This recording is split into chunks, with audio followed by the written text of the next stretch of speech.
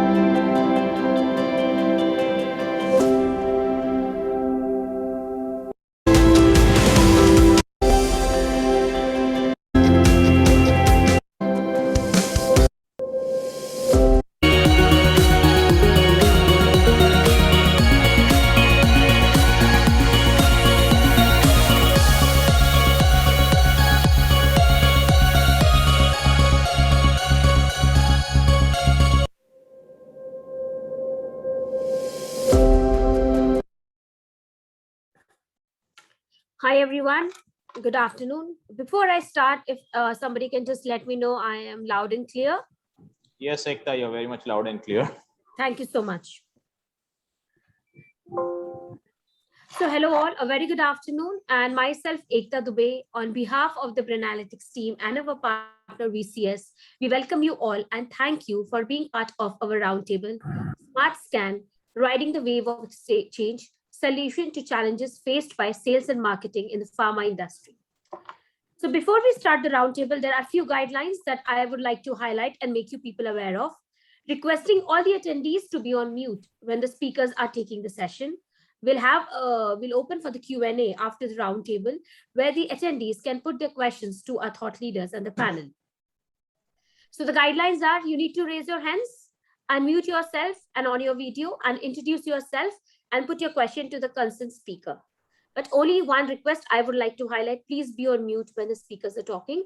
And also, if you have logged in through your gadgets, please rename yourself, because it helps us to share the video after the sessions, And if we don't know who is logged in, we are not in a position to share the details with you then. So now, to start with, first I would like to introduce our title partner, VCS. VCS offers digitally intelligent solutions worldwide.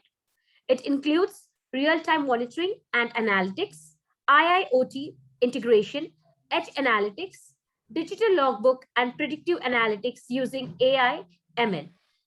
BCS takes the responsibility to engage with clients in opportunity assessment, calculating value of improvement, building up business blueprint, delivering required hardware and software services and support to ensure that the improvement initiative is successfully implemented. So before I start, we would like to run a short introductory video of VCS for you to understand the solutions they cater to. Shaman, requesting to please run the video. Thank you. We are eCubix, the growth catalyst in your digital transformation journey, tuned to the pulse of the digital future. We drive innovation with the digital technology ecosystem. From a humble beginning in 2006, we have transformed eCubix as one of the top industry 4.0 solution providers. We are now serving clients in 15 plus countries. We are a CMMI Level 3 certified company, serving 100,000 plus users with a strong team of 200 plus technocrats.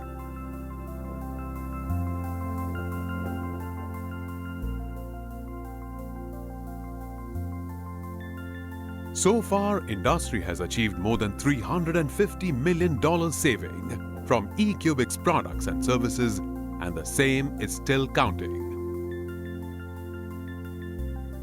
Our presence is in industries like cement,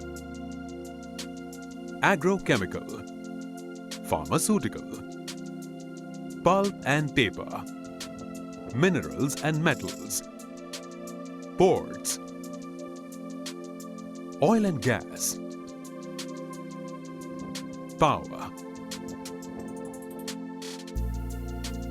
eCubix is organized in 4 strategic business units, each focusing on different area of an enterprise. Smart Factory to improve production process and asset performance. Smart Supply Chain for better fleet management. Smart Channel for brand protection through genealogy and serialization. And Smart Sales for field activity management. eCubix brings global best products to solve industry problems through strategic business partnerships with world leaders like OSI Soft, now Aviva, Seek, Waterfall, Sato, Microsoft. eCubix is your growth catalyst for digital age technologies.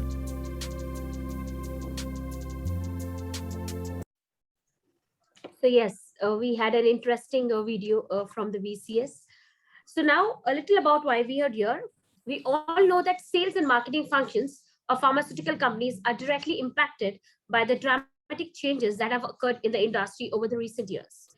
In this roundtable, we look at the solutions to pertinent challenges faced by the sales and marketing teams in the pharmaceutical industry in terms of secondary sales data. So before we move on, I would like to invite and welcome Mr. Kamaldeep Singh, Executive Director and CEO with Value Chain Solutions India Private Limited. To speak about him, he is a strategic leader with more than 25 years of experience in operations and information technology management.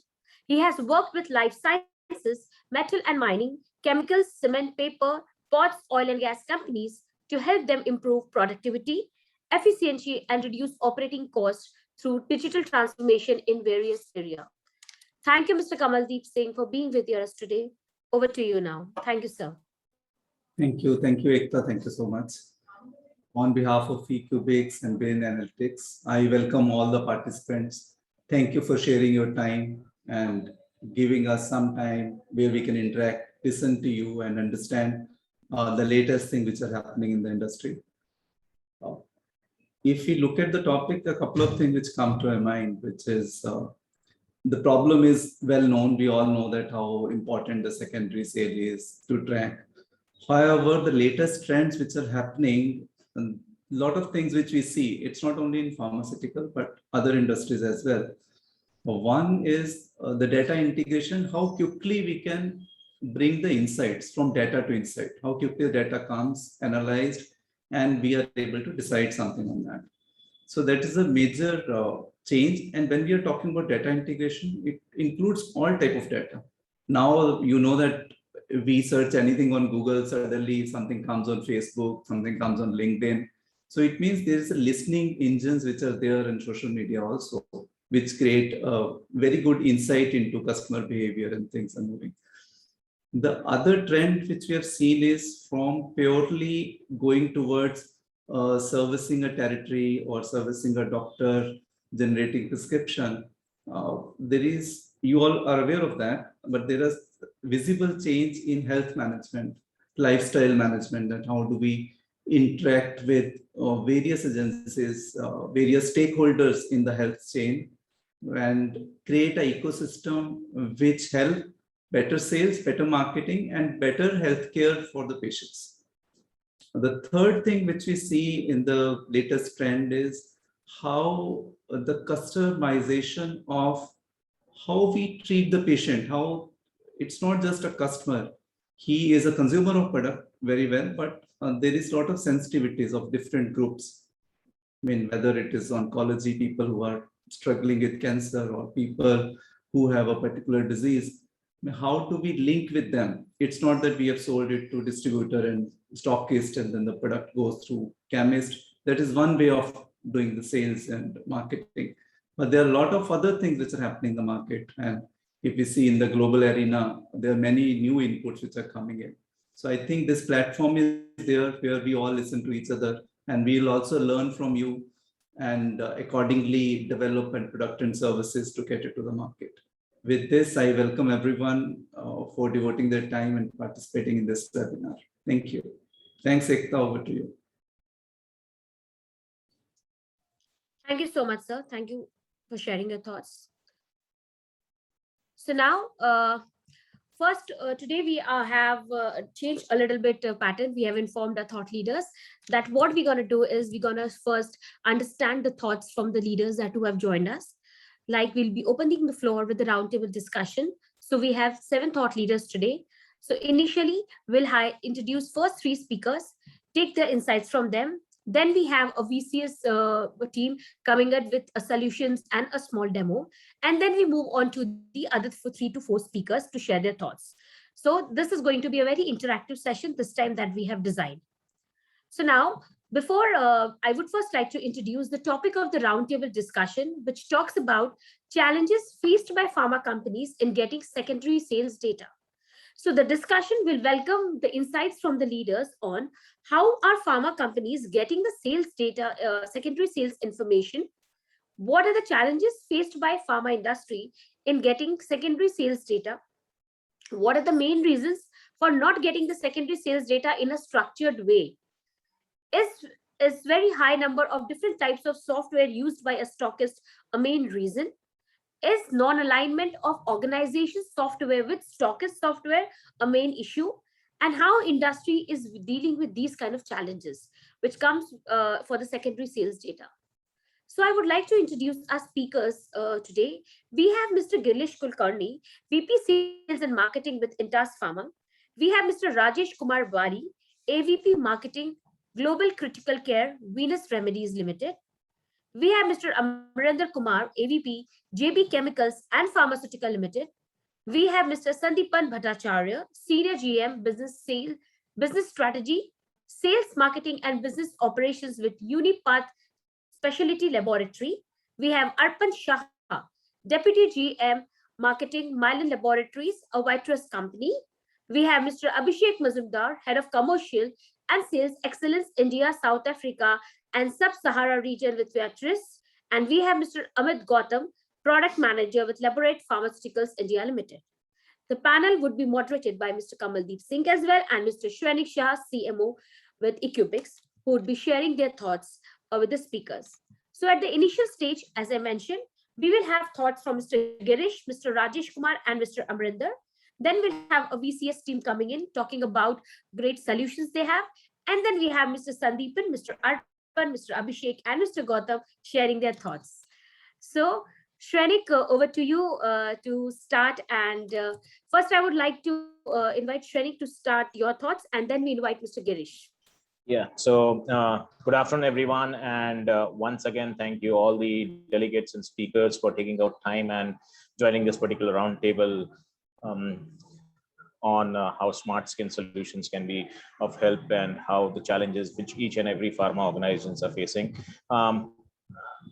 I would basically put across, like, last 2 years, the healthcare industry was taken through a lot of turmoil and a challenge, and the way the healthcare industry actually has come up, and the entire sales and marketing supply chain and team which has actually got into this particular thing has been really phenomenal. Everyone went through challenges, everyone went through a lot of ups and downs with regards to stocks and everything. But at the end of the day, as an organization, as a country, everything was put in place, and we were able to get a lot of things moving in the last 2 years. So all the functions in the pharma industries were challenged, and not only in pharma, in all the businesses, but everyone stood tall and actually has become like a winning combination for the individual organizations as well as the vertical and the country. So that's something which is very, very phenomenal in the times where we have gone through. And I think we more or less come out of this particular situation. Yes, it's still going to be there, but the kind of work that all the industry people have actually put in, and everyone has been working on this, is really phenomenal. And I would like to say this particular roundtable, the idea was to basically figure out how can we capture more and more data, because at the end of the day, data is a new oil, and everyone is really baffled with the kind of data. Everyone wants data to basically define and strategize the way things can be put across and defined as an organization. How can we move forward with the data that we have? Everyone is struggling with it, but how this particular data from the end user, which is the chemist, can be of useful for all the organizations, and how you can strategize your different functions, supply chain, manufacturing, and everything, to ensure that in the times to come, we have the right kind of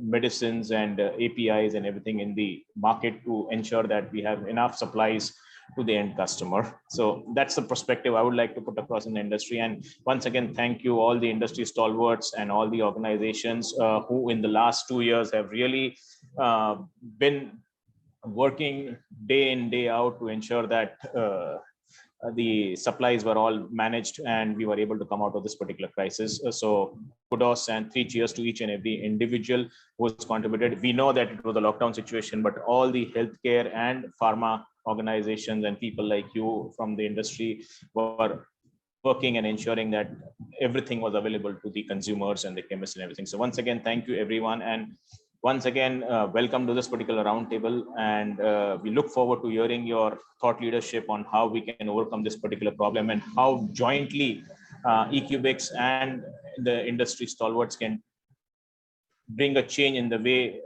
we can help and see to it that data is available to you guys at a thought leadership to ensure that supplies are in place. So Ekta, over to you from here. So yes, Shrenik has given a wonderful introduction. So now, as I mentioned about the points that we're going to discuss, the challenges that is faced in secondary sales data. So Mr. Girish, thank you for being here today with us. Would want to know your thoughts on the subject. Yeah, thank you, Ekta, and good afternoon to all. It's been indeed my pleasure to be part of this enriching discussion. Now, coming to the topic about the secondary sales. I still remember my first month in the industry, probably 25 years back, where I used to collect the secondary data by physically visiting a stockist, then actually counting the number of strips available in his rack. And then I had to refer back to the last month's closing stocks.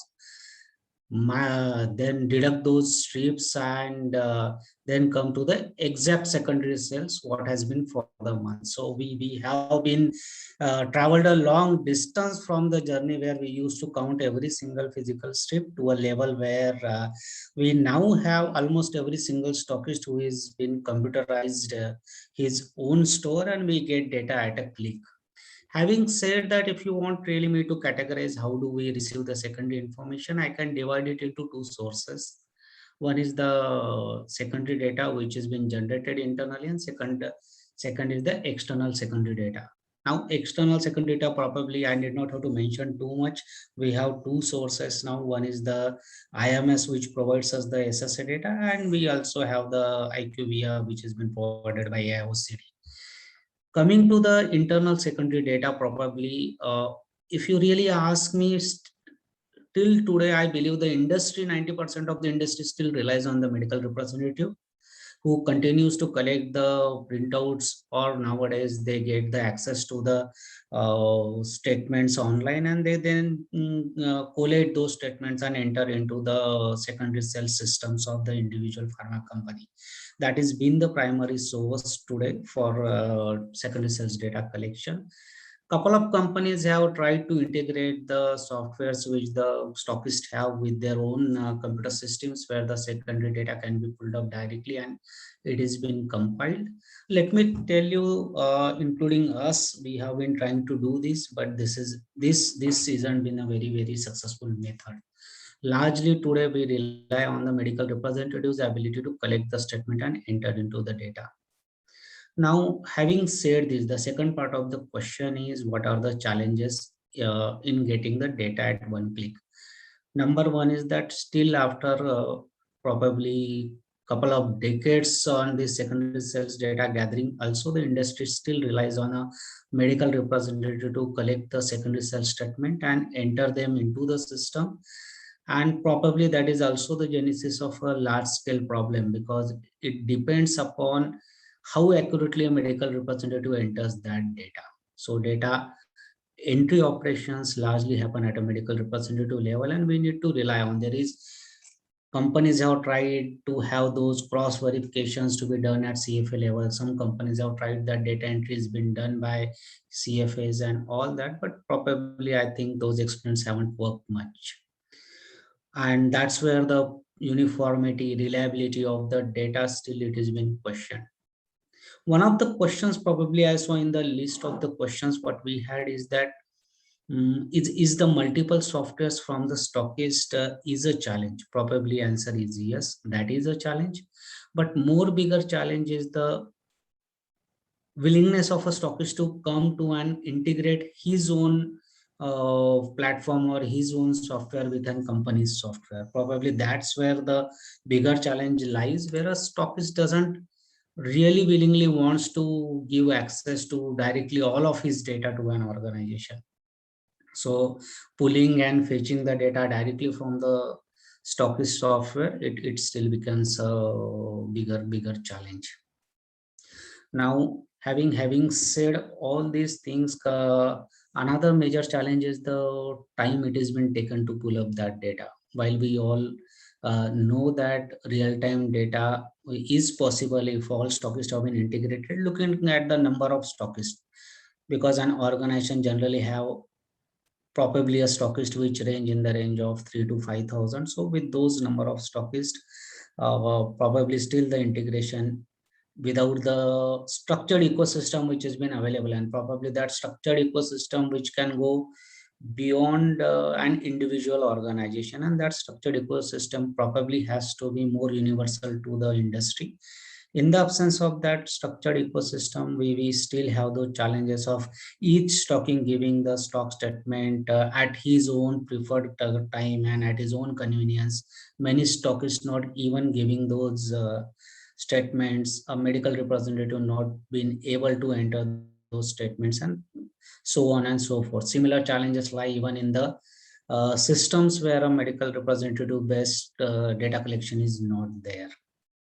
When it comes to external data, if you look at other alternative methods of referring to either AOSD generated data or IQVIA generated data, Hello. Yeah, we can hear you. Yeah. So those cases, I believe that the data comes pretty late. So the lag time is almost 25 to 30 days, and that time actually makes it difficult to refer it back. So these are my initial thoughts about exactly how the situation pans out as far as the secondary research data is concerned. Thank you, Mr. Garish. I think, as you rightly said, from the time you started and the journey 25 years back and today, I think, yes, from the manual process to a semi-automatic to now moving to a process where we are going to go system-based, we've come a long way. Obviously, we had, as a country also, we had the challenges of internet and everything, but with Geo and other service providers now coming up, data has become available at any A, B, or C or C cities. And today, whatever technology enhancements still happen, we are still dependent on people. Finally, every technology also has to be run by a person only. So it's very, very critical that, as you rightly said, MR still have to be the right source of people to get the information. But at the same time, when they get the information, we need to have the tools which should be easily available to them, on which they can put the data, and it can be coming to the HO at the right time. Not getting the data at the right time definitely is a challenge, because collating and reconciliation of the accounts and the stock and everything, and then going back to your supply chain and saying that these are the kind of new material which is required becomes a challenge. So yes, coming from what we used to do earlier and coming to where we are today, this definitely is a new way of taking this particular business forward. Dependency on MR, but the right kind of tools and technology and the applications really help organizations to get the data immediately at the HO and reconciling it at a faster pace to ensure that the next batch of material is available to the supply chain as well as the customer. So I would definitely agree to what you're saying, but yes, it's a long way from a universal system or all these stockists having a common application through which you can collect the data is a long way to go. But yeah, if that happens, I think life becomes much more simpler for every individual. But let's hope for the best on that particular thing. If we have that kind of technology in the near future, where we have a universal software or connectivity which can basically connect all the stockist applications to the central server, from where all the pharma companies can get the data out of there. Any input from any of the other speakers, or we can have Ekta inviting other speaker. Yes. So I think now I would like to invite Mr. Rajesh Kumar Bali to share his thoughts on the subject.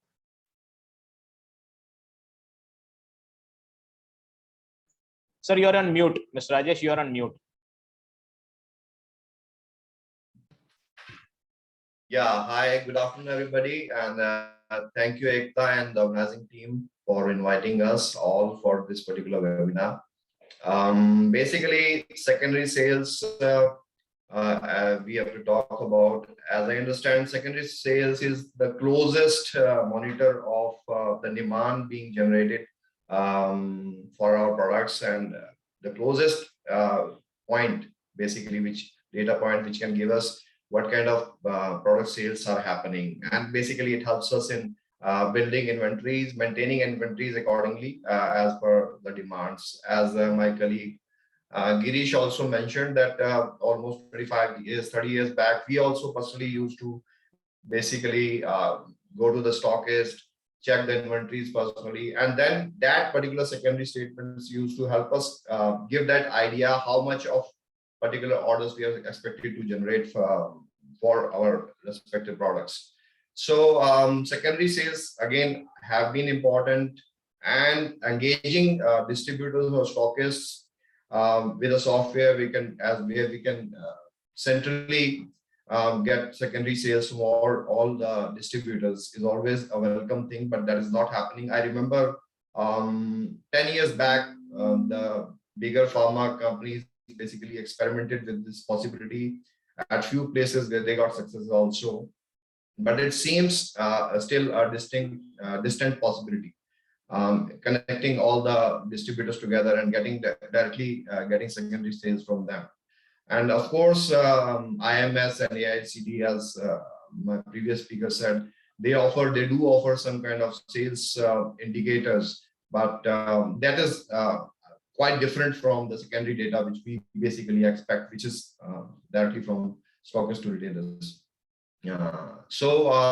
I feel basically currently what we are doing is currently our sales team is going to stock is personally collecting that secondary information and then uploading them in our organization software. That's how basically that's the process which we are following. And as distributors availability and the comfort level of particular salesperson basically becomes a challenge in getting that data from distributors and uploading it. So normally by 10th or around 10th, we get secondary data from our sales teams, basically. So there's a time lag which could be prevented if some kind of technological advantage is offered. So that is one thing which can basically help us. And let's see what you have to offer, what kind of ideas, technical ideas are available from your side, and then how we can use them. Okay. Thanks, Mr. Rajesh. It's just a thought, means I don't know, you guys are from the industry, but I'm sure there's a pharma body and a pharma compliance thing. Whether we can get means the data is available with them of all the stockists. So that also makes a lot of life simpler for every individual and every organization also. Whether those kind of stockist data are available or secondary sales data are available with the pharma body or a consortium which has been formed from where we can basically put it up. I don't know. It's a question to every one of you guys if someone has some thought process on that. That's what I believe AIOCD gives it in the form of AIOCD data. Okay. AVAX data is nothing but whatever the data collected by All India Chemist and Druggist Organization, and now they are offering it to the pharma companies on subscription basis. Okay. But there are big questions about the accuracy of that data. IMS had been doing it for almost decades now, globally also and on domestic level as well. But their accuracy is always questionable because they have limited set of distributors in their network and they provide data from that network only. So that is not very accurate. In fact, getting data from our own distributors would be the most welcome thing, if as accurate as possible that can be. So of course, that also we are expected to discuss the challenges which basically we face in getting that data. As my colleague mentioned, that it's basically we are dependent on medical reps for that, and they have their own set of limitations in terms of getting that data and then uploading it on the software and those things. Okay. So Rajesh, there is a related question. If we get this data much quicker, much faster, let's say instead of 10th, this data is available on 2nd, on 3rd, how things will change? What improvements you see that is going to happen? The whole process can get affected basically according to that only. Ultimately, everywhere there is a time lag. At every step of the process, there is a time lag. If every steps add 10 days, then the whole process gets delayed by 1 month or 2 months. So if we have things early with in our hand, we can take faster decisions. We can have lesser inventories, most importantly. We can have bigger cycles of production. So those ways it can be definitely helpful. Absolutely. Mr. Girish, any input you have on what Kamal basically talked about? Yeah, I believe like 2 points Mr. Rajesh has pointed out definitely has an impact on whole supply chain. But in addition to that, I also believe another aspect in addition to time is the accuracy of the data. Currently, even the accuracy of the data, what it comes from the field itself is questionable because there is no validation. Unless you physically validate those statements, that also impacts your actual understanding of how much inventory lies in the market and how much sales base you has and how should you even forecast for the subsequent years. So forecasting also a lot depends upon how much is your ratio between primary to secondary sales. currently we have to depend on averages. We have to consider, discount the inaccuracies, and then a broad indicator-wise decisions we have to take. And I'm not sure how much of that could be prevented with technology also. Of course, that is going to improve the efficiency, as I understand, perhaps. Yeah, maybe something like I second Mr. Rajesh. Unless we have some technologies where uploading a statement and the statements have been read using the OMR technologies and data has been naturally captured. But I think that is more of a wishful thinking rather than reality. Okay.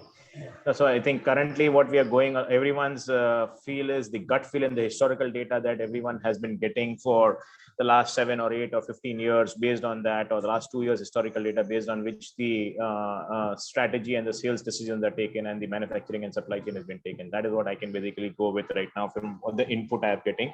Yes, as you rightly said, Mr. Girish, some kind of technology which can help you minimize this particular thing, at least can help you go to the market can be much faster. That is, I think, very important step, because at the end of the day, how fast we can reach the market, how fast we can churn the inventory, and how fast we can inform the supply chain to get the manufacturing going is very critical part. And this particular data definitely is a very important aspect of everything. The secondary data becomes the tipping point for the rest of the business. So definitely point taken on what you guys are basically saying. So I think we'll also hear from our third speaker, and then probably we can basically showcase you some of the kind of solutions that we basically put across. So Ekta, over to you. Thank you. Thank you, Mr. Rajesh and Mr. Girish, sharing your thoughts. Am I audible? Because I am from a different option. Yeah. Okay. So now we have Mr. Amrinder Kumar to share his thoughts on the topic subject. Mr. Amrinder, over to you, your thoughts. And then Mr. Shrenik, we can take one question from Aman also, which is put to the panelists. Sure. And first, I would like to have thoughts from Mr. Amrinder Kumar. So thank you, Mr. Amrinder, for being here. Please share your thoughts. Yeah, thank you. Thanks, Ekta and entire team. And very good evening to everyone. I think I would echo the same what Mr. Girish and Mr. Rajesh have shared the thought about the whole secondary sales data. I think this journey, maybe what I have seen that, the pattern which has changes over the period of time. So it's currently also 90% yes, our dependency is more on the medical rep to collect the data and then enter into the system. But one or two things which I would like to point here is that, the pharma industry still where we are struggling to get the exact secondary and their validation. The other industries where we have seen that even the tertiary business are being captured courtesy the technologies and what is available. But the difficulty with this pharma industry today also is that the reach which we have and the different kind of softwares not only used by the distributor but also the technical, the glitches which is there available in the remote locations, which is always is an issue with them. So what I have seen in my previous assignments, it's like AVEX and the Pharma Act, which we discussed earlier, the other two gentlemen have talked about. So they have worked on the patches installation, because we know that every stockist is using a different kind of softwares. So most of the time, 60% or 70% of the time, these softwares are similar to the part of the countries. But yes, there are 30 to 40% people are using different softwares. So Pharma and ABEX, as per my knowledge, they have started using that patch generation in all the systems, which I tried in my previous assignment. The only challenge there, which I have seen is, the stockists, the distributors are reluctant to use that, because somewhere this, there's a mindset that this can create a bug in my system and then I can lose all my data or maybe something. So that is one possibility which we tried and we have seen, but that was a very real time. So I can share my views that we could able to generate the real time data almost 60 to 70% of the time, and that too from our own distributor, which Mr. Rajesh was sharing. So I know IMS is mostly a directionable data which can give you whatever their patch size is. But that Pharma and AVEX data which I used to get, that was mostly, it was the patch generated data, and that was accurate. So every time whenever just on a click of a link, I can get that data. So that's the one point. But again, the challenge there was, in this whole system, somewhere the linkage between the field people and the head office, somewhere it goes missing. So that's a very important part, because we don't want that.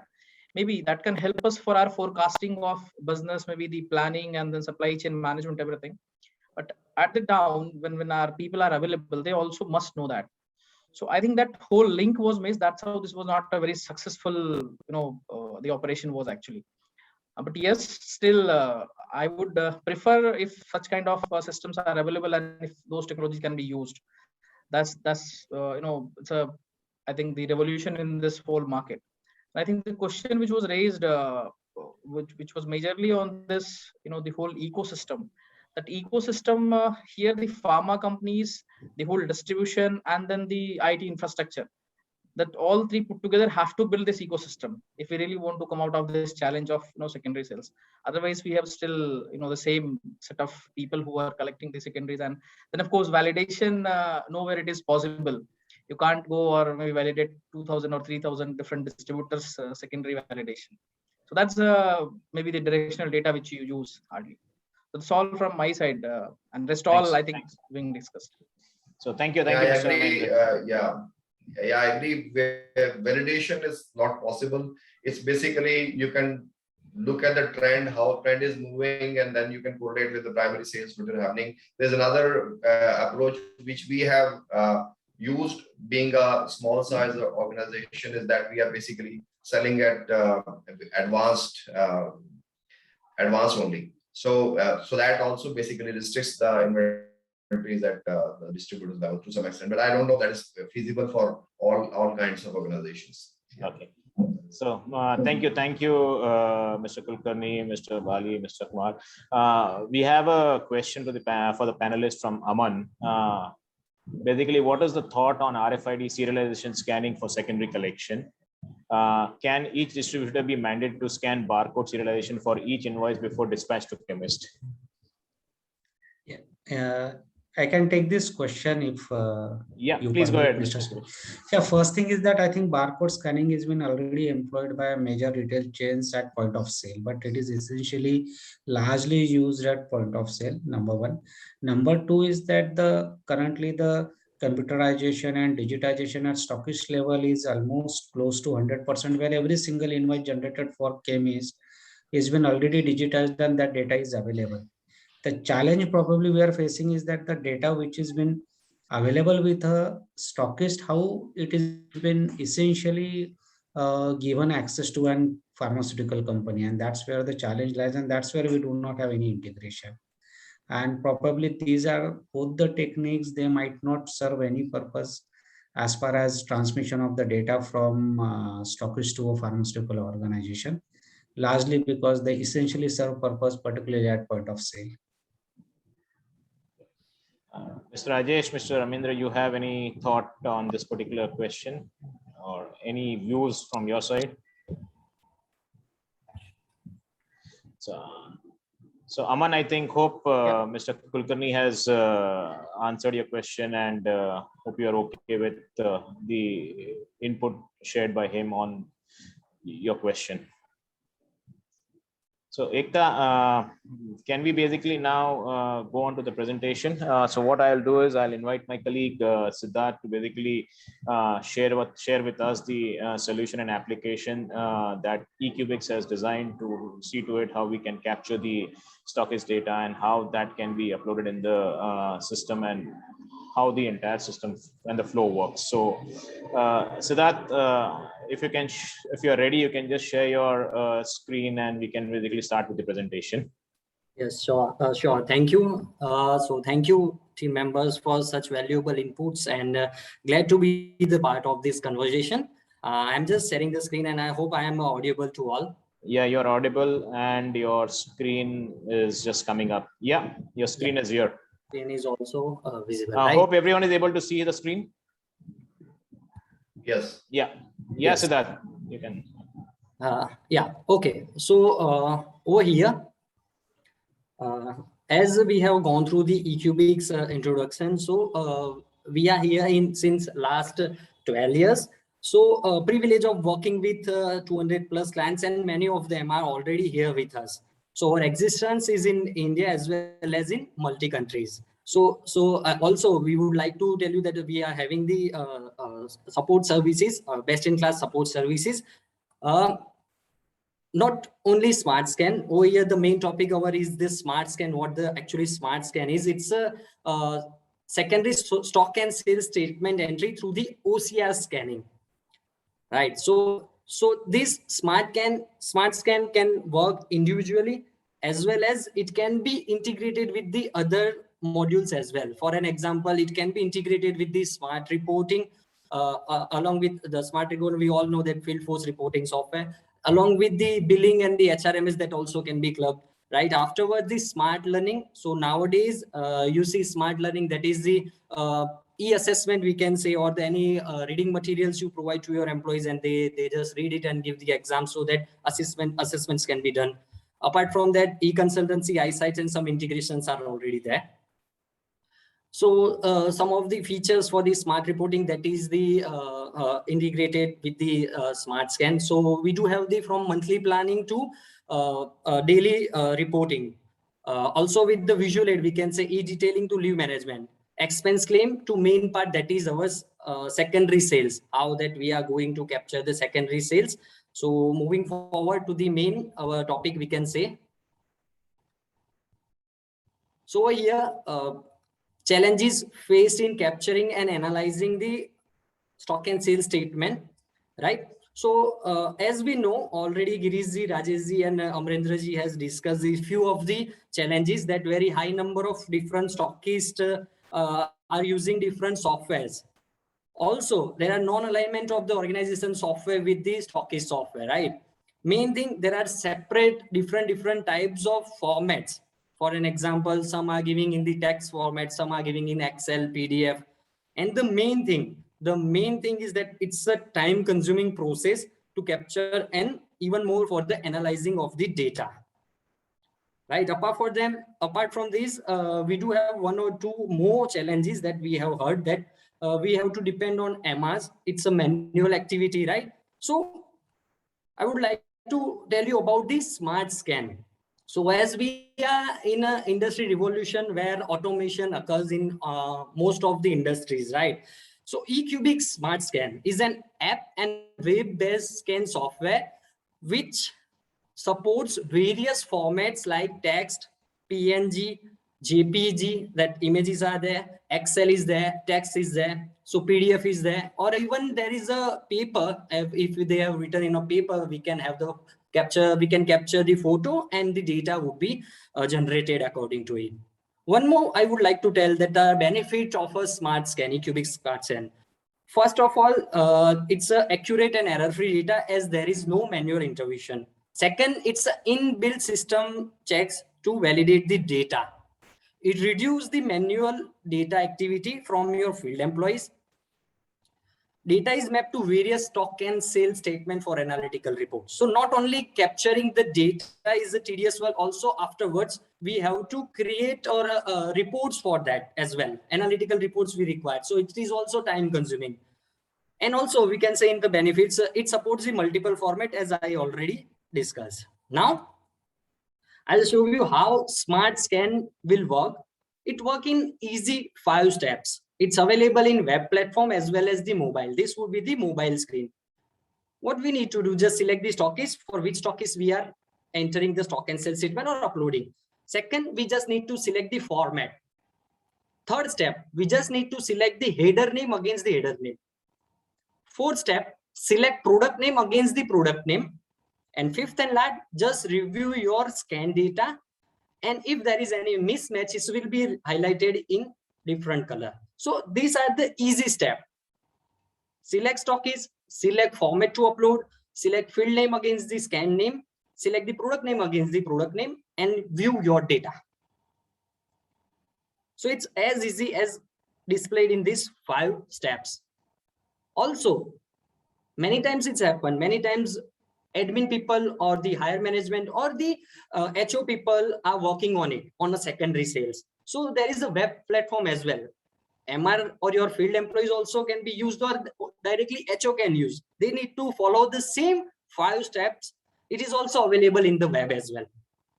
So you can see select stockist, choose file to upload, select header name against header name, select product name against product name, and just review your data.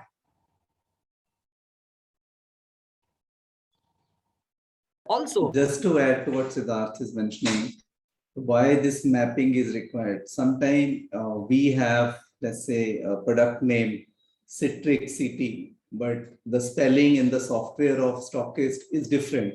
It has written, spellings are different. Citricity without space or CT is different in different way. So this one-time mapping is required.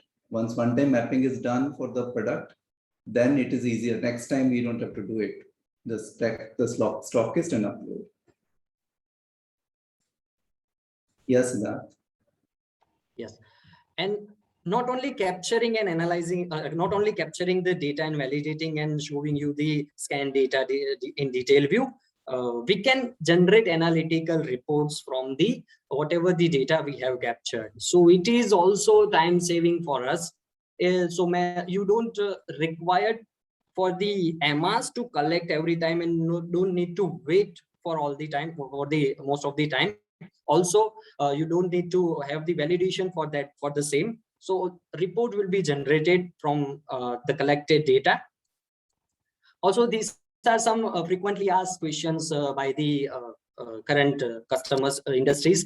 So you can see what are the challenges that we have already mentioned, the challenges, how we can deal with this problem. So to overcome this problem, we do have this OCR based version for the secondary sales, right? And when we can adopt this change. So now, as I say, world is transforming in the revolution of industry 4.0. So this is the time to change. Just to add what Siddharth is saying, what MR has to do is he can go to a stockist, click a photograph of stock and sale statement, and upload the data. The data will automatically go to the database. First time, he has to spend a little more time in mapping the product and what is the first column, second column, etc. Next time, he doesn't have to do it. He click the photograph and upload. And we can see the data from HO that what exactly has been, not the image file, but actual data. And we can see all the reports coming out of it, which are configured. And I think what Siddharth, you can add how much time it takes to implement this solution? Yeah, within 2 weeks. Within 2 weeks, we can implement this solution. So we can say from the next sales entry, you can try. So there is an Amazon data science services which are being used for this, which validate the accuracy of data, because there are different permutation and combinations which are used so that it assures that accuracy level is much higher.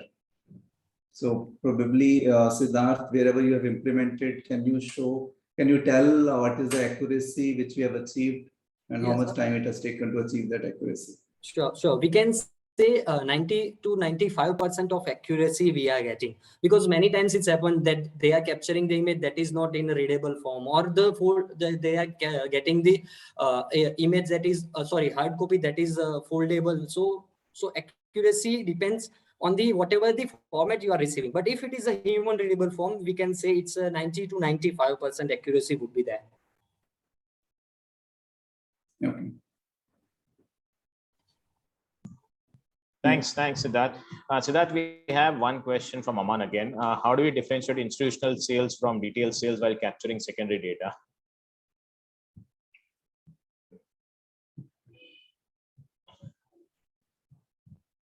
Siddharth, you're on mute. Sorry, Swank, can you please come again? Yeah, how do differentiate institutional sales from retail sales while capturing secondary data? Yes, for the institutional sales, many of the companies are doing in such a way, they create a dummy stockist where they name as an institutional sales. So what happens, that would be considered as a direct sale for them. So they are creating a dummy stockist for that. So they can bifurcate as an institutional sales in a way. Okay. And there is one more other question which Aman basically had was, does the scanning by the stockist stockist takes away the middleman, as data analytics can be easily plugged in to capture individually for each company. So is that possible? Sir, I didn't get the proper question. Can you by scanning by the scanning by stockist, does it take away the middleman, as data analytics can be easily plugged in to capture individually for each company? Yes, we can do it. As I already told you that it can be integrated with any other the software also. And we, as we say, many times, many companies are using that directly. HO capture the data. They ask to stockists to share the data with them, and they upload on behalf of the employees. So yes, we can do it. Okay, thanks for that. Actually, probably I add something to this. So there are three ways of getting this data. One is, earlier it was discussed that we can link directly to the software of stockist. But everywhere it is not possible because stockists are hesitant in giving direct link to their software. But it is possible wherever stockists agree. Second is, a lot of stockists can email that statement every month end. They can email that. A lot of companies follow that. So if it is coming to a particular email ID, that also can be dumped into the database. And third one is capturing the photograph of the stock and sales statement and uploading that. So using this multiple ways of capturing data, the data can be quickly captured in the database for whatever analysis, or once it comes in database, it can be integrated to the main system which the company has, which is a sales reporting system. So they can have primary sale, they can have secondary sale, they can have services or support generated from that territory. So all that, and this all is linked with the MR and APM. So they know what is moving, where it is moving, and how quickly it is moving. Okay. Thank you, Kamal. So before we move on to the discussion again, there's last question which we'll take, and after that we'll take the questions at the later date. There's one more question from Mr. Prasad Shiva. If any stockist does not provide data for the month based on the primary sales, secondary can be extrapolated or no? No, actually they have to just scan, and then only then the result will be generated. Okay. Yeah, and also if you want to discuss with any other points, you have my contact number, so we can. I will get glad to help you out, and we'll have a good discussion on that as well. Yeah. So speakers and delegates, people, if you're not able to answer any questions, we have Siddharth's number on the top right hand side corner. We can reach out to him, or he can reach out to you if there are any questions which are not answered right now. So thank you, Siddharth. Thank you once again for taking out time for this presentation. Ekta, over to you. Yes, thank you so much, Siddharth, for sharing interesting presentation. So moving to the other part, where we'll have few more thought leaders joining us and sharing their thoughts along with Mr. Shrenik and Mr. Kamaldeep. So now we have Mr. Sandeepan Bhattacharya. We'll have Mr. Arpan Shah and Mr. Abhishek Majumdar to be our panelists, and I would just add them into the spotlight. Give me a moment, please. Sure.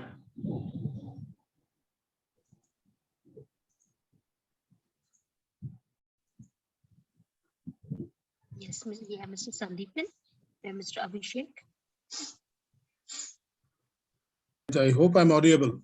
Good evening to all, and all industry thought leaders, Ecobics team. Yeah, I mean, very patiently observing the discussions. I mean, I'm coming from the side of around 30 years of experience of around pharma and diagnostics. So I have seen both sides of the coin, I can say that. And I worked with the hospital industry also. I completely agree that we need the better ecosystem development, whether from a device UD, idea, and PAMDAL, because if a force doesn't come in, it's very difficult to change the mindset of the distributor in the ground level. And that's the reasons we are still, there are a lot of evolutions. We produce global CEOs in the international level, so the time has come for industry of, 1,80,000 crore to work on this. Because these are pretty primitive systems. And to be very honest to you, the way that, our MRs struggle to get the data, because there are big companies, there are around 35, 40, 45 divisions. So the amount of, issue they face on the distributor level to get a single sheet or getting a screen, whatever, is very difficult. It's not very easy. So we need to actually, collectively work on this. And definitely it should come from the, ecosystem level, because individually the distributor reaches distributor, different geography, different association, etc., etc. Plus one of the thing I think we need to bring it to the discussion, the way the pharmacy and all that e-commerce companies are coming up. So today there may not be that significant, but going forward, the way things are happening, you need to also think on capturing data from them. So that conceptualizations need to start with a pharma company. Otherwise, there will be significant volume they will miss. Because online, today the 52% of the business is online as per India government data. So we are moving on, it may not be 90% digital currency, but think is on that directions. So pharma and, getting, loading the schemes and getting good scheme and offerings from this aggregator company, that will also attract a lot of customers going forward. And that's the way company like Thyrocare has been sold off. Uh, this is the pharma side. All the industry leaders, whatever they say, they're great experts, understand things. What do we do in diagnostics? I'd like to bring, maybe 2-3 minutes. I'm having the fortune of working in diagnostics and pharma, as I mentioned. It is easy for us as we operate in closed systems. So individual doctors, we have got great LIMS systems. Whichever company they invest on, IT and all that, easily you can add having the capability of, capture at least 90% of the prescriptions. Way back when I was in SRL, that is a Fortis Group company, we used to capture 76,000 doctors' prescription data test-wise, because you all know, you are from the industry, that one prescription may have 4 to 5 tests that goes to the lab, but have to come up integrated under the doctor's code. And yes, you need to do data of data mining. You need to have a solid MIS department. Then only the decision come. Today, by second and third, those are the company have got great LIMS. Is possible to get the data. Now the question is, I think already Mr. Singh has said, you get the data, what you do. That's where the catch in lab medicine is stuck with. Because majority of the thought leaders in my industry is coming from typically B2B mindsets.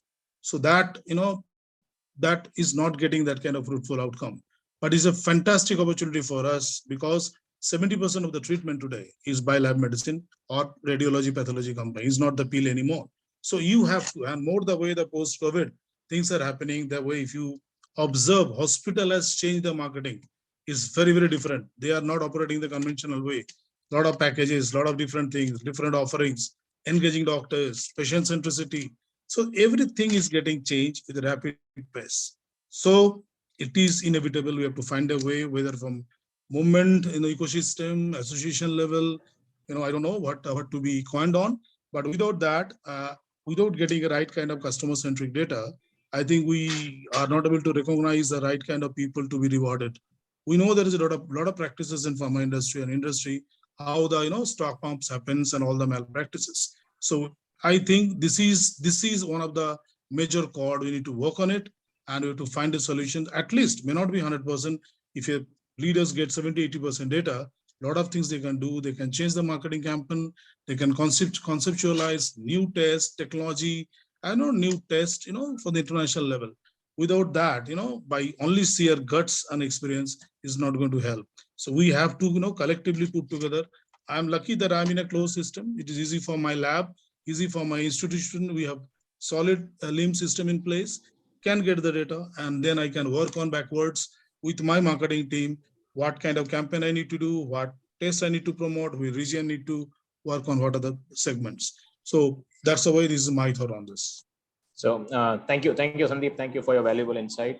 I think you touched upon a very important aspect, is the aggregator and the e-commerce market today. When we talk about e-commerce like med apps or one OMG or all those things, Pharmacy. I think pharmacy and so obviously, as you rightly said, if you don't have the right kind of secondary data at the right time, when the organizations are defining the strategy and everything, the kind of discounts and the kind of offers that they are rolling out and the kind of advertisements that they are doing, it's becoming like a double-edged sword for the consumers like us, that whether we should actually go and order it online because they are showing the material is available, and when we go to the chemist and the stockist. So it's, I think, a double-edged sword. And as you rightly said, industry is revolutionizing. The pharma industry was traditionally not an industry who used to invest huge in technology, but with the aggregator and the e-commerce market, and with the kind of situation which has come up in the last 2 years, the kind of investments in technology, the kind of investments in supply chain have really been boosted, and aggregators also are becoming like more and more aggressive in promoting their medicines. If you rightly see, hospitals, they have changed the way they have been promoting themselves. So I think very important point that you touched upon, because aggregator markets really are playing a big role, and the way they are actually, the speed at which they are actually promoting their app, or the incentivizing the consumers and the stockists. I don't know whether because the lack of secondary data coming too late to pharmaceutical companies, whether you guys or any industry thought leader, the speed at which you guys have to move is not possible. So very important aspect that you touched upon. So thank you for bringing that particular point on this. Yeah. So Ekta. Yes.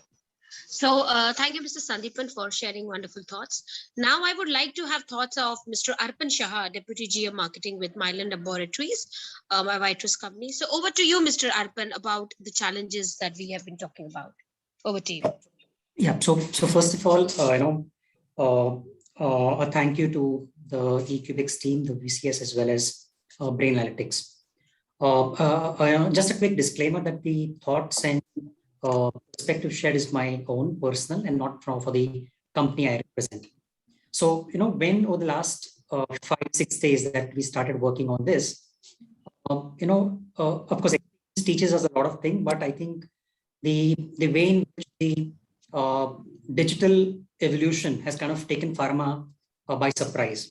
So I wanted to revisit on a couple of basics of what really transpired in the last 20 years since the time that I joined the industry. So I of course leveraged on a couple of digital tools, whether it was LinkedIn or Microsoft Google Forms, to get a perspective from various level of people that we have in the industry, right from sales leaders to give in a perspective of marketing, senior and middle management, people from the industry. So interestingly, of course, the prior panel members shared that, gone are the days that possibly where the rep used to go to the stockist to get the statement and kind of give it for compilation for the product management team or the commercial excellence team. So I was a bit surprised with the data that came up. So I had almost about 102 observations from across the country, and almost about 43% of organizations, which is a mix of multinationals and Indian company, they still have a methodology where the sales rep is still the sole resource of getting the data. Point number one. Point number two, of course, with ERP solutions coming our way, the industry has, of course, kept themselves open to get a third-party aggregator to sort data for us, right? But that certainly has a lot of human error, as a part of the compilation. So I think this is one insight which clearly came our way. The second thing was to also identify the challenges. So I think, of course, timely submission, as the prior panel members said, is something kind of which really impacts the compilation of data and to give us a direction as way forward. The third thing, which I tried to get a perspective from LinkedIn. So like how we have a 4P of marketing, I gave it a perspective of 4P for the secondary sales data management. So those were personnel, process, product, and performance. And what I meant by these were that when I'm talking about personnel, I'm talking about the human interface. Process, by process, I meant the approach that the industry is trying to take to resolve this potential long issue. Product is the type of platform that will possibly be a solution to this current issue. And the fourth is a performance. It's absolute utility. So I mean, the question asked to the team was that what is the critical issue that we face at this point in time? And I think to what Abhishek presented earlier, I think it was about the process and the product, which are core pain points that a pharma industry is basically looking forward to. So I think in a study, there is certainly a need of a solution which helps us integrate backward and forward for us to really build a right model of sustenance for building predictability in the model.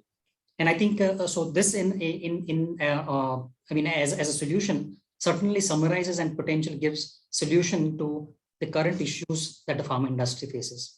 So that's a quick perspective of my journey, my experience, and the findings from the data that I could quickly collect over the past 1 week. Thank you. Thank you, Mr. Arpan. I think you've also given a clear perspective on how your experience with some tools that you used have actually helped you to arrive at devise a strategy on how you can basically collate on the numbers and everything. So I think collectively, I think everyone has the same challenge, and I think we are here to see if we can help, and together as a community, we can basically create some difference for the industry. So thank you once again for your valuable insights on this. Ekta, we'll move on to the next panelist.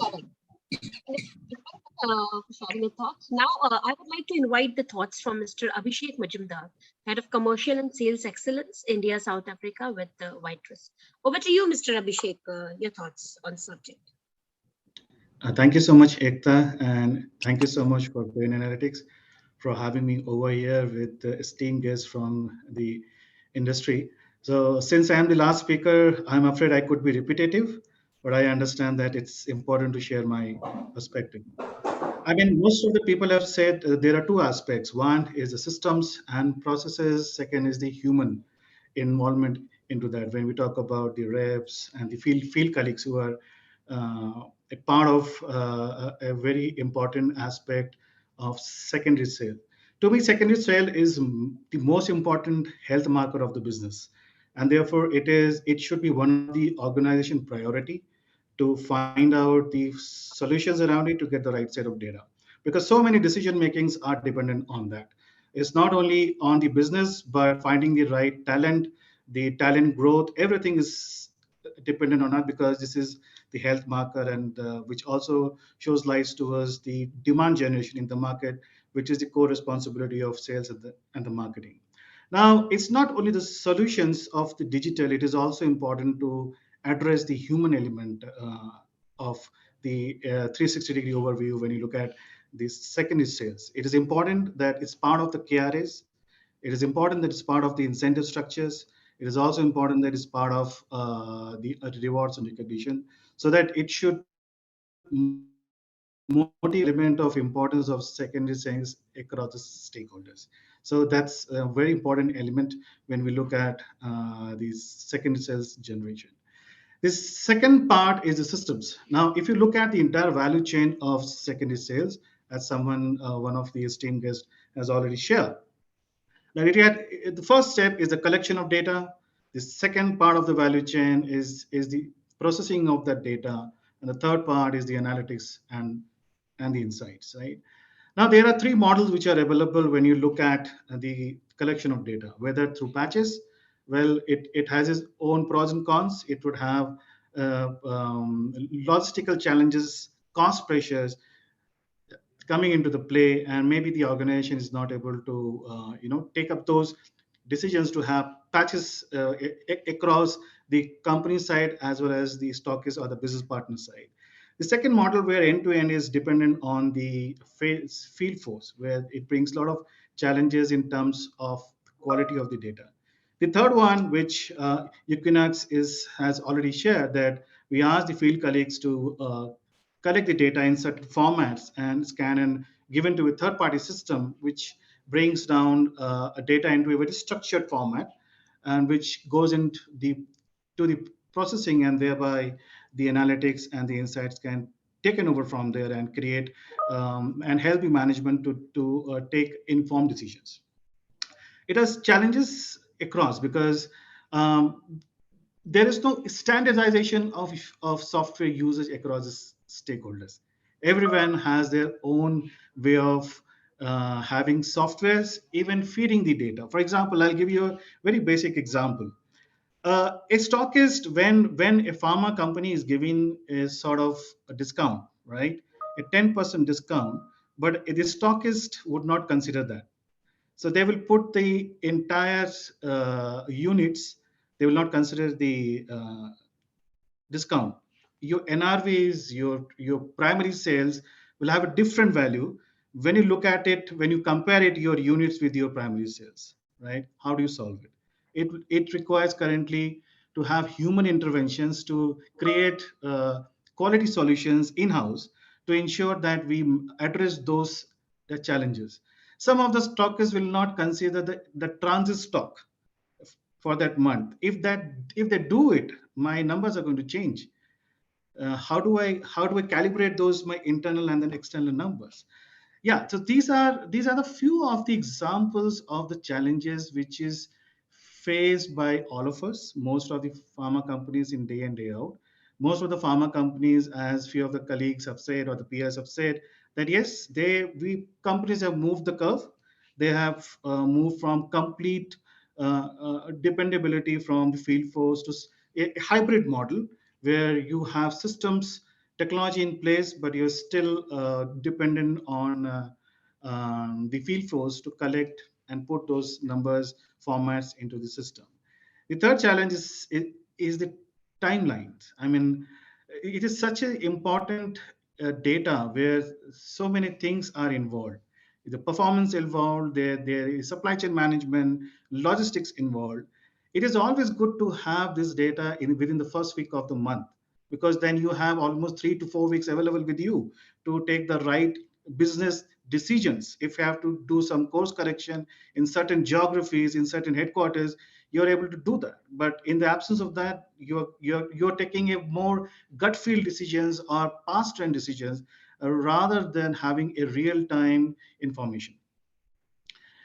The other part is basically all these are interrelated. I mean, there are certain stockists who would not give data for a month, and the next data would come after 3 months. Yeah. So how do you deal with those gaps? I mean, so where the human relationships, motivation to the field force, all these aspects and variable would play and help the organization to get the right set of information at the right point of time. So these are my perspectives.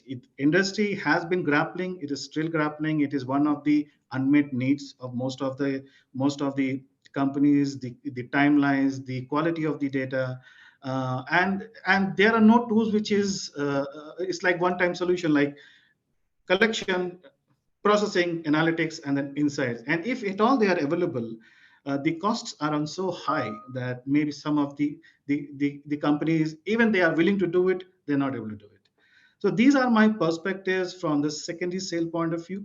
And I would be glad if the industry um, come together and find out a solution which would help the entire industry in finding the solution related to these secondary sales. As I would again repeat that it is one of the most important health markers of the business. Thank you. Thank you, Mr. Vishek, and thank you all the panelists. I think I would basically add a couple of things to what Mr. Abhishek also said. Yes, we have technology, we have tools, but to run those technology, human intervention is required. That is the very first aspect of it. Second, business only happens on relationship, and predominantly all the data that if stockists are not able to give the data, that as you rightly said, MRs need to use the relationship to get the data so that they can basically collate and share it back to the HO. And third, and the most important aspect, which I guess everyone will agree, if there are challenges, then people like us exist in the position that we are, and we are here to solve those challenges and move forward to ensure that we overcome that and we leave the successor of our position to have something to take it forward from there. So that is what I would basically like to sum it up with the 3 points, which I would say that technology is definitely required, but to run the technology, human intervention is required. Relationships, whatever said and done, however beautiful technologies come in place, relations are going to matter a lot when we have to get data from people. And third and last, if there are challenges, people like us exist. People like you also exist in the industry, and we are here to solve those industry challenges and move forward and leave a mark and a benchmark for our successor to take it from there. So thank you once again, all the panelists, for your valuable insights. And we open this particular roundtable for questions. If any questions anyone has, we have all the panelists on the video enabled, and we can take the questions. So Ekta, over to you if anyone has any questions. Thank you so much, Shrenik. And thank you all the thought leaders for sharing wonderful insights on the subject. So we have covered the challenges and we have covered the solutions from the VCS point of view. So audiences, as I've mentioned, we are open for the Q&A. So of course, we had Aman asking so many questions and Mr. Abhijit also asked, to which Siddharth has addressed. But still, you can raise your hands, put your question to our panelists. We would love to have this interactive session for next 5 to 10 minutes. So audiences, we are opening the floor for the question. You can raise your hands or you can just pop in your questions addressing yourselves. Yes, Mr. Kanu Agrawal, I see you raising your hand. Thank you for being part of this webinar roundtable today. Please put your question to our panel. Thank you. I think it's a wonderful discussion. I just tried to figure out some of the challenges currently we're facing because the entire business dynamics has changed over a period of a time, especially in the big metro cities or those having huge chain business. So what is happening, the actual secondary data, whatever we're getting from these big giants, those having, huge uplift of the stock. So that stock is moving across the country. We do not know where it is going actually. So that is also affecting largely the entire sales pattern, especially the secondary sales pattern. And we're not able to trace out where the stock is going, number one. Number two, challenges, especially in the metro cities. Though we're talking about secondary data, I think in the metro cities also equally important, the tertiary secondaries, that is critically important because maximum stocks goes to the sub-stockist. So that does not give the real picture of the secondary, which is generally, that as Mr. Avijit has told, is a health marker. So that is also not able to figure out some of the cases. Now, what happens suddenly if somebody left this headquarter, suddenly we find the business fall down drastically. So this is the typical phenomenon we observe, that where the stock is gone actually, though he has taken the primary for a long time and he might be on target, but where the secondary gone suddenly. So this is the, I think, typical challenges we're facing. So any kind of solution for that, it will most, welcome from my side.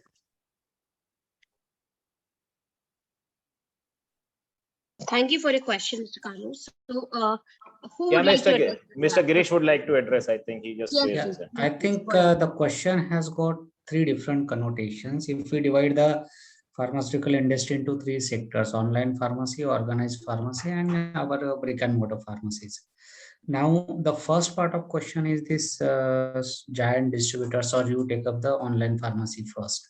Now, every online pharmacy has being delivering through pin code. They have a pin code wise delivery model, and online pharmacies can give you data pin code wise segregated within your headquarter tree and headquarter structure. That is a possibility. So getting it and dividing the cells headquarter wise, that can be done. Same is true with the organized pharmacies, whether you take it Apollo, whether you take it MedPlus. Again, they have this ability of segregating the data by pin code and then probably reallocating cells to your headquarters. So these two sectors, it is practically possible and happening.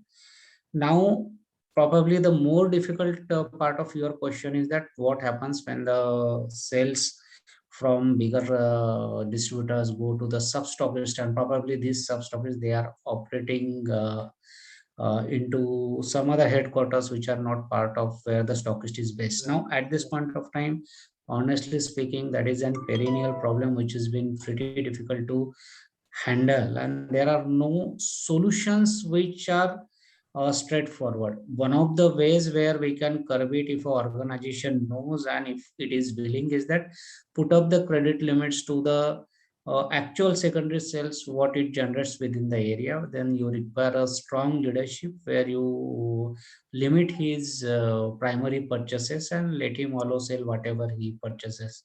And that is the only solution probably as a leader we can practice at this point of time. Beyond that, since it's a open market, you cannot really curb or put any sanctions. So third part probably is still a question which we need to address. Thank you. Thank you, Mr. Girish. Thank you so much. Yeah, perhaps that is where this whole secondary monitoring can play a little role. Close monitoring or of secondary sales could contribute in basically managing in long run these kind of things, because if there is a sudden spurt of secondary at a particular stockist, it could be monitored, and maybe the sales team could be encouraged to look into the factors deeply. Or maybe if there is a need for a sub-stockist in a particular area, maybe we can encourage the sales and medical rep to go and start taking secondary of that particular sub-stockist also. That could be kind of a radical option which could be used basically. Thank you, The Mr. other way, Rajesh, for adding. Yeah, the Mr. other way of looking at it, not the direct solution, but if you have a very good business review systems in place, and if it's a off the month phenomena, then it could be difficult. But if you find a trend, yeah, you need to triangulate various datas from field, from IQVIA and then other aspects, which will give you some directions on that particular market or the particular headquarter, where you will find that well, it should ring the bell. So if you have a very good business review systems in place, some way or other you will find it in a way, not the direct way, but indirect way of approaching this problem. Thank you. So we had a question from Mr. I hope, Mr. Kano, your question has been answered by a panelist. Yeah. Thank you. Okay. Thank you. So if any more questions, so we can take one last question because we can have a hard stop at 5. So any more questions, audiences, please put to our panelist.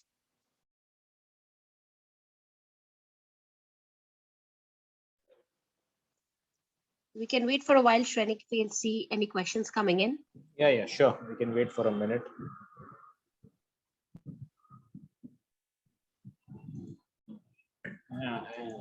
In the meantime, let me add something we have been discussing. There was some discussion in between about RFID and other technologies coming in place. We have seen in certain industries, it's not there in India yet. I think Jio tried to launch, but in Japan, they try to track the shipper, and shipper has a NB-IoT device, which is a narrowband IoT device.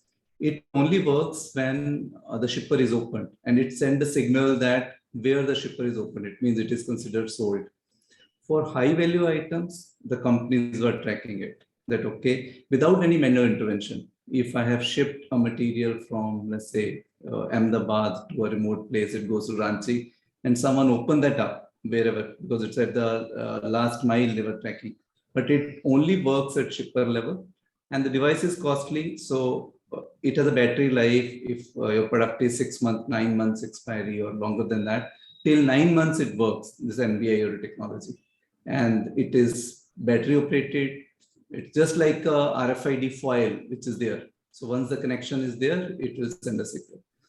Another example which comes to my mind is, for example, in agrochemical sector, we have implemented with our own experience in BASF and other chemical companies, IFCO, for example, where they match the serialization along with the channel performance system. So there is a loyalty program for the channel partners. So if they scan at each level, then the points get accumulated, and accordingly their rewards and recognition and all that mechanism is there.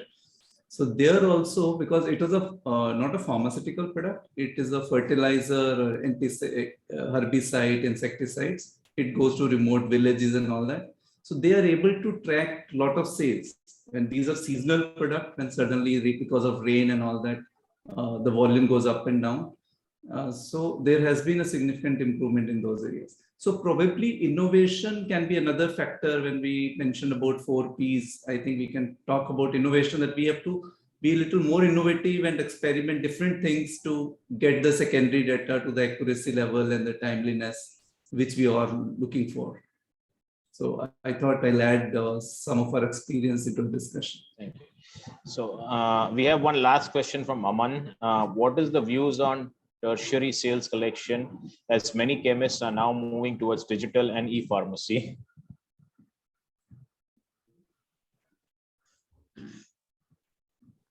Yeah, Girish. Yeah, my viewpoint on tertiary sales collection, or for that sake, any secondary and tertiary level data, is that the data is useful for the insights till the time data is complete from that particular either channel or from the organization. So if we are talking about an e-pharmacy, if we get a complete data from the e-pharmacy, that data would definitely be useful for drawing insights and taking decisions. As far as tertiary sales collection from minus the e-pharmacies and the organized pharmacies, if we look at, we have around 1% e-pharmacies, we have 6% organized pharmacies. So we have got around 94% brick and mortar pharmacies, which roughly accounts to 8 lakh chemists. Unless if we get complete data from these 8 lakh chemists, probably the part data may not serve a purpose. So this question has probably two answers. E-pharmacies and organized pharmacies data is definitely useful, but as far as brick and mortar pharmacies, it might not serve that much purpose. Thank you, Mr. Girish. So Ekta, I think we've answered the questions which are raised by the all the questions have got answered by the panelists. So with this, on behalf any of final thoughts? any final thoughts anyone has before we can close this roundtable? Yeah, so hi. I think just my last point. Yeah, I think we heard all of our panelists, and there was a good discussion around the secondary sales. I think the time has come then when we really need to collectively think about this, how this whole sector can be organized in terms of secondary sales, because every company is fighting for the secondary and tertiary sales. So maybe the technology is the only answer, which we discussed about the patches installation or maybe e-pharmacy data or the possible ways we have. So I think the